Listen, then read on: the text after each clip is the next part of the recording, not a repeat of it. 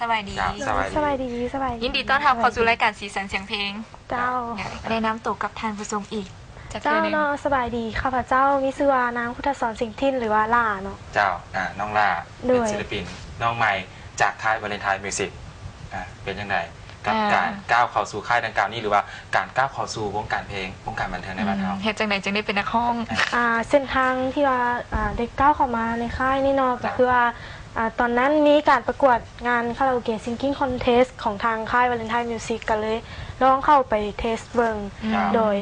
ปรากฏว่าได้ที่หนึ่งเลยดับที่ได้มาห้องเพลงเกี่ยวกับอย่าง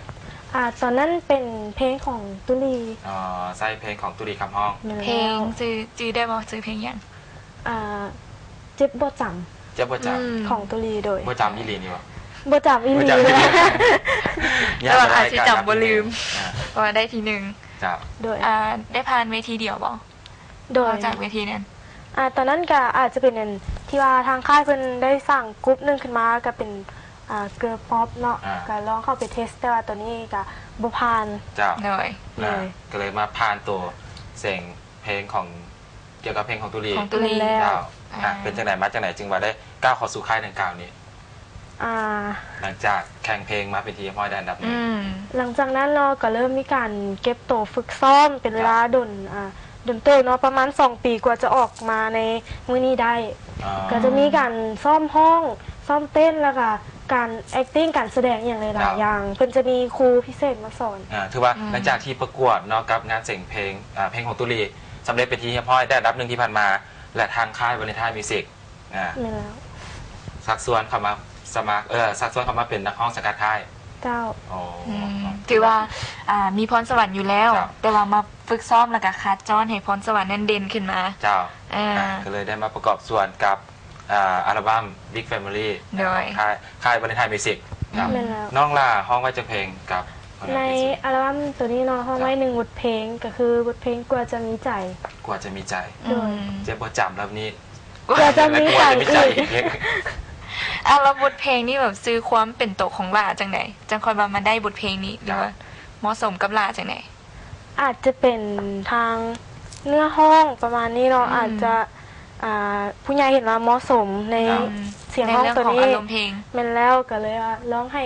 ล่ามาห้องเพลงนี้เบิ่งให้นักการที่เป็นคนแต่งเพลงตัวนี้เนาะแม่นแอมแบร์วงซิกเก็ตเจ้าเก่าแอมแบร์อีกแล้วส่วนหลายมีลูกศิษย์หลานเนาะมีนักห้องใหม่ๆจากค่ายบรรณามิวสิกส่วนหลายกับแอมแบร์เป็นคนแต่งเพลงให้ครับห้องถือว่าคัดเลือกจากนักห้องหลายๆคนบทเพลงนี้กว่าจะมีใจเหมาะสมกับล่าหลายที่สุดก็เลยได้ออกเป็นแนวใดแนวนักๆหรือว่าหวานๆสบายๆเพลงนี้เนาะอาจจะเป็นแนว pop R&B โดยเป็นฟังสบายฟังจังสิแล้วผู้ใหญ่ก็ฟังได้เด็กน้อยก็ฟังได้แม่ม้านผู้เฒ่าผู้แก่ได้หมดฟังรถเนาะฟังจังสิแล้วนอกจากนั้นเสริมทางด้านได้ไปรับชมรับฟัง1เสียงเพลงจากศิลปินรับเชิญของพวกเราเนาะกับบทเพลงที่มีชื่อว่ากว่าจะมีใจเสริมทางที่ตามรับชม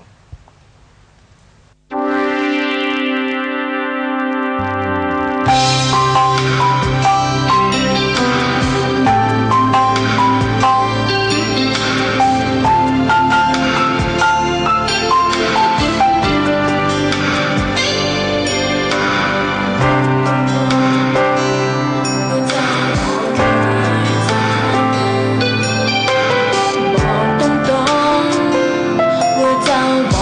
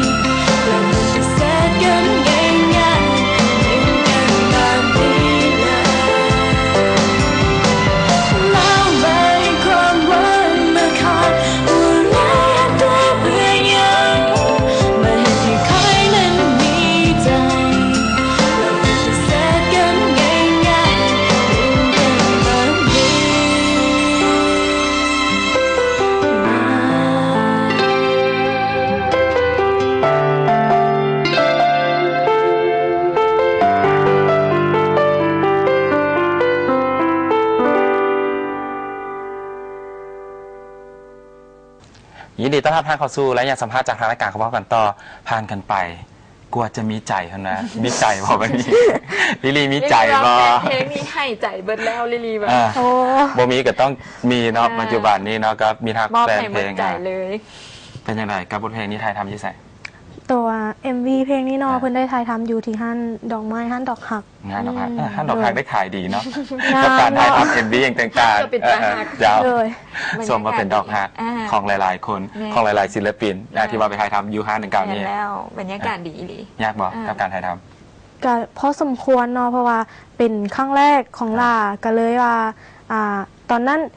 ก็เกี่ยมดนเติบเนาะที่แบบซ้อมแนวว่ามันจะออกมาเป็นจังใดอย่างประมาณนี้แล้วมื้อนั้นอากาศร้อนแน่ก็เลย มีอุปสรรคหน่อยหนึ่ง ำล่าเคยผ่าน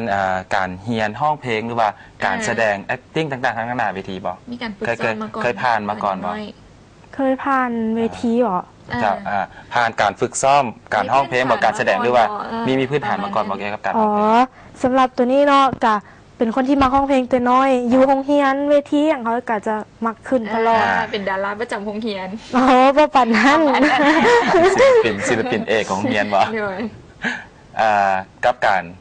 แสดงเด้เคยผ่านมาก่อนบ่ กับการแสดงกะส่วนหลายจะเป็นแสดงฟ้อนหลายกว่าฟ้อนพื้นเมืองแล้วก็ห้องเพลงอย่างประมาณนี้ แสดงว่ามีประสบการณ์ทางด้านการขึ้นเวทีมาก่อน เจ้า แล้ว จึงเห็นให้บทเพลงดังกล่าวนี้ ออกมาได้สมบูรณ์แบบทั้งภาพทั้งเสียงลีลาท่าทางการแสดง ถือว่าดึงเอาอารมณ์ของผู้ฟังได้มาครับผู้กับบทเพลงที่เอาคำห้องไปได้ดีพอสมควร แม่ถามถึงเรื่องส่วนตัวหน่อยนึง เจ้า เป็นจังไงเฮ็ดอย่างอยู่ปัจจุบันนี้ ปัจจุบันเฮียนอยู่ม .6 โรงเรียนมัธยมสมบูรณ์เวียงจันทร์ ใกล้สิจบแล้วเนาะ อ๋อยังเหลืออีกม .7 นี่แหละม ยั เจ็ ง ด เหลือม .7 อยู่ ปีนี้เพิ่ม เป็นรุ่นทำอิฐ ปีนี้เพิ่มอีกเป็นมเจ็ดคะแนนเพลงอุดมยังเฮียนอยู่นี่คือสิฮอต8ฮอต9 คือรุ่นหัวกะทิเคยอุดม เพราะว่าเป็นรุ่นทำอิฐที่ว่ามีม .7 แม่นแล้ว ลาแบ่งเวลาจังไดกับการเฮียนแดและกับการมาเฮ็ดกิจกรรมก็คือการห้องเพลงกับค่ายนี้ โดยนอสำหรับจันทร์ถึงศุกร์